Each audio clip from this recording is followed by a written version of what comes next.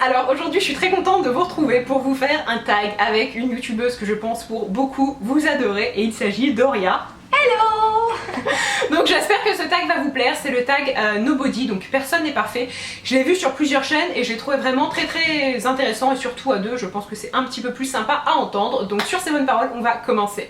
Question numéro 7, que penses-tu de la chirurgie esthétique ? Qu'est-ce que je pense de la chirurgie esthétique? Alors en soi tout le monde fait ce qu'il veut, j'estime que si ma voisine a envie de se refaire les seins et le nez, elle fait ce qu'elle veut, ça va pas changer ma vie. Mais après ce que j'aime pas, et c'est ce qui m'a un peu fait changer ma réponse, c'est que récemment je suis tombée sur une youtubeuse américaine qui était refaite des pieds à la tête et qui vendait ça un petit peu comme quelque chose, comme une solution ultime. Si vous vous aimez pas, et bien faites de la chirurgie esthétique et là je suis pas d'accord. Je pense que voilà, pour ceux qui nous regardent c'est pas vraiment la meilleure solution. Donc c'est en ça que je suis plutôt mitigée. Moi je suis très tolérante et très ouverte d'esprit, mais pour la chirurgie esthétique, pardon, pas tellement. Je suis pas très pour. La chirurgie réparatrice, oui, je suis totalement pour. Mais après, je sais pas, je sais qu'il y en a qui font des chirurgies esthétiques et après ils ont des chocs émotionnels et ils s'aiment pas non plus changer alors que voilà, donc ils ont payé pour rien, c'est des sous dans le vide. Je pense que le mieux c'est de travailler son état psychologique et vraiment en dernier recours d'utiliser la chirurgie esthétique. Mais il y en a, ça y est, ils se trouvent un complexe le lundi et le mardi ils sont chez le chirurgien. Moi je suis pas du tout d'accord avec ça. Ouais, et moi voilà. non plus. Oui, quand c'est fait à l'extrême, je pense pas qu'il faille vendre ça comme une solution ultime parce que chacun a ses problèmes. Et donc voilà. 8. À quel âge as-tu commencé à te maquiller et si c'était à refaire, le ferais-tu plus tôt ou plus tard ? Alors, j'ai commencé à me maquiller vers 13-14 ans, sachant qu'à 13 ans, je devais être 14 ans, je dirais, je devais être en 4ème. Et c'était très discret, un petit peu de crayon, du gloss, ça se voyait peu. À 15 ans, j'ai commencé à me maquiller de façon un petit peu plus prononcée, à mettre beaucoup de noir, etc. Autour des yeux. Et ça, si c'était à refaire, je referais différemment, c'est-à-dire que je me maquillerais d'une façon un peu plus classique et un peu plus légère. Mais en soi, l'âge, quand j'ai commencé, je trouve pas ça ni trop jeune ni trop vieux. Ça dépend vraiment de ce qu'on met sur notre visage et si on en met trop, c'est sûr qu'il vaut mieux attendre. J'ai commencé par exemple à mettre du rouge à lèvres voyant que lorsque j'étais en première année de fac, donc j'avais 19 ans, j'allais en avoir 20. J'estime qu'à cet âge-là, c'est quand même correct. Moi pareil, j'ai commencé au collège en 5ème et Paris Calisson, j'étais fan de Tokyo Hotel, tout ça, donc j'ai commencé à me maquiller avec des smokies noirs dégueulasses, avec le crayon qui coulait et tout, les chutes sur les joues et je sortais comme ça. Donc si c'était à refaire, je ne le ferais pas parce que c'était une catastrophe. Et voilà, je pense que j'aurais commencé au lycée si c'était à refaire. Voilà. Ouais. Moi aussi c'est ça, j'écoutais du métal et j'avais envie de le faire voir. Gothica, c'est ça, c'était moi. Oh mon dieu. 9. Prouve que tu es nobody et donne-nous un défaut physique et un défaut psychologique. Un défaut psychologique, je dirais colérique, et je pense pas que ça se voit en vidéo. C'est-à-dire que si vous venez chez moi, vous allez voir que dans ma salle de bain il y a un trou dans mon mur parce que quand je suis, et je pourrais vous le filmer, hein, quand je suis énervée, en fait il faut que la rage sorte de mon corps. Donc je n'ai jamais tué personne, hein, je vous rassure, loin de là. Et je pense que c'est le tempérament dans ma famille, on est assez impulsif. Et pour le défaut physique, alors il y en a plein, mais comme ça, un que vous pouvez voir, alors je sais pas si là vous allez voir, mais en fait j'ai des cernes extrêmement marquées. Et surtout des cernes qui sont creusées et je sais que personnellement en vidéo justement dans mes vidéos je mets toujours du correcteur avant de commencer à filmer parce que ça me complexe tellement que j'arrive pas. Il y a quelques vidéos par exemple quand je dois tester un correcteur ou un anti-cerne, bien sûr je ne mets rien, mais j'essaie de le faire vraiment assez rarement et quand je dois tester un correcteur et bien j'évite en fait de tester trop de correcteurs devant la caméra parce que ça me gêne vraiment, mes cernes me gênent et parfois j'ai des commentaires méchants sur ça, les gens qui me disent oh dors plus ou arrête de te droguer, ouais génial, super parce que j'ai des cernes qui me droguent, génial. Ne pas être maquillée me dérange pas mais en fait quand je sors que je suis pas maquillée, ce qui me dérange c'est mes cernes. Si j'avais pas ça, ça irait encore mais ça fait vraiment un truc violet sous les yeux et ça vous donne un regard un peu mort de poisson, enfin bref j'aime pas. Mes vergetures, parce que depuis que je prends la pilule, j'ai chopé des vergetures partout, à l'intérieur des cuisses, à l'extérieur des cuisses, sur les fesses, sur la poitrine, vraiment partout. Et c'est pas des vergetures genre en traits, les traits normaux, c'est plein de petits traits, on dirait des pointillés partout, même des points de vergetures, enfin c'est horrible et je suis trop complexée par ça et voilà, j'aime pas du tout ça, ça fait pas joli et je trouve que sans grossesse, surtout que c'est dur à faire partir. C'est impossible presque à faire partir. J'imagine même pas l'état de mon corps après des gosses.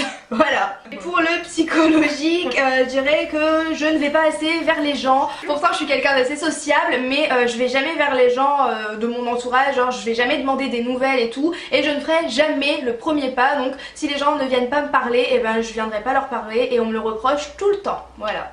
10. As-tu déjà été victime de harcèlement ou d'intimidation? Si oui, as-tu un conseil? Alors d'harcèlement ou d'intimidation, j'irai pas jusque là. Par contre, au collège, j'étais vraiment pas quelqu'un de populaire. Autant j'ai adoré mon lycée, mais on va dire que le collège c'était pas ça. Et le seul conseil que je pourrais avoir, c'est attendez, parce qu'il y a forcément des périodes dans notre vie où on n'est pas au mieux, que ça soit physiquement, mentalement, où on n'est pas forcément très heureux. Et aujourd'hui en fait, quand je vois les personnes qui au collège étaient soi-disant populaires et ce qu'elles sont devenues aujourd'hui, et moi, pour rien au monde j'échangerais ma vie. C'est sûr que l'adolescence c'est pas la meilleure période de notre vie. Moi, harcelé non, intimidé oui, un peu sur les réseaux sociaux, il y a peut-être une petite année par des gens qui me connaissaient bien et qui après en jouaient parce que je leur parlais plus machin. Et moi je suis radicale, j'ai coupé les ponts tout de suite, j'ai bloqué les numéros, j'ai bloqué les Twitter, les Facebook et tout. Donc comme conseil, ce que je peux vous donner, c'est que si vous êtes intimidé, surtout sur internet, n'hésitez pas à bloquer, et si vous êtes jeune, n'hésitez pas à prévenir un adulte et à en parler, et ces personnes là seront punies, voilà. Et si vous les bloquez, au moins vous verrez pas, même si elles continuent à cracher sur vous, vous verrez pas et ça ne pourra que être mieux, voilà. 11. Penses-tu que les filles jolies et riches ont une meilleure vie? Oui et non, je pense qu'il faut être honnête, on part avec de meilleures chances si on est joli et qu'on a un petit peu d'argent. Quelqu'un qui va être très très pauvre, qui va être dans le besoin et qui va en plus de ça ne pas avoir un physique facile, je dis pas qu'il ne va pas pouvoir réussir dans la vie, pas du tout, mais forcément il va devoir un petit peu plus batailler. Moi je suis assez d'accord, c'est sûr que ces filles-là partent avec de meilleures bases, mais après je pense pas qu'elles aient une meilleure vie, au contraire, comme elles sont jolies et tout, je pense qu'elles sont toujours attendues au tournant et tout, donc elles doivent, ouais, je sais pas, avoir peur un peu du regard des gens, etc.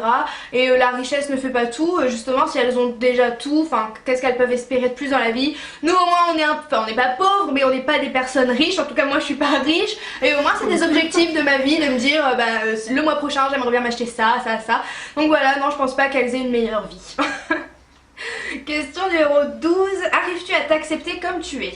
Oui et non, ça dépend des jours. Je pense que comme tout le monde, même la personne la plus parfaite du monde, et je suis très loin d'être parfaite, on a forcément nos complexes, les choses qui font qu'on ne s'aime pas, etc. J'en suis la première victime. J'essaie avec le temps, oui, j'essaie de m'accepter parce qu'il faut bien, hein, je vais pas changer de physique, je vais pas changer de cerveau, je suis comme je suis, donc j'ai pas vraiment le choix. J'arrive à m'accepter de plus en plus en grandissant. À l'adolescence c'était vraiment compliqué. Ouais. Plus je grandis, plus j'arrive à positiver et à me dire que je ne vaux pas moins que les autres. Donc ouais, j'arrive en partie à m'accepter, ouais, plus en grandissant. Si je vous montrais des photos de moi à 14 ans, vous n'allez pas me reconnaître et ça va vraiment vous faire bizarre, mais je pense qu'on passe pour tout le monde par des périodes d'évolution, etc. Et il faut pas s'inquiéter, juste faut espérer que ça passe vite, ces périodes-là où on n'est pas très bien. Mais je pense que qu'on soit beau, belle ou pas belle ou très beau, on a tous eu ces périodes-là où on n'est pas très bien. Il faut juste attendre qu'elles passent.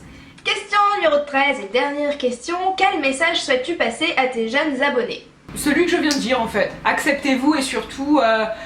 si quelqu'un se moque de vous à un instant T de votre vie, peut-être que dans quelques années ça sera cette personne qui reviendra vous voir. Vraiment la roue tourne, je pense. Ouais.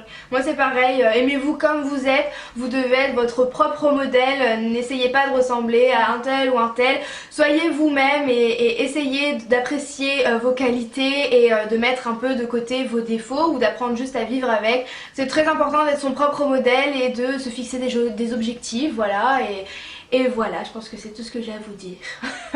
Effectivement, moi aussi. Donc le tag est fini, j'espère qu'il vous a plu. N'oubliez pas, vous pouvez aller voir la première partie sur la chaîne d'Auria parce que je crois que je l'ai même pas dit dans l'introduction.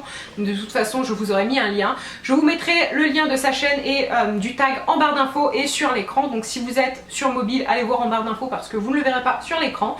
Je vous fais à tous de très gros bisous, je vous souhaite une bonne journée et à très bientôt. Bye! Au revoir!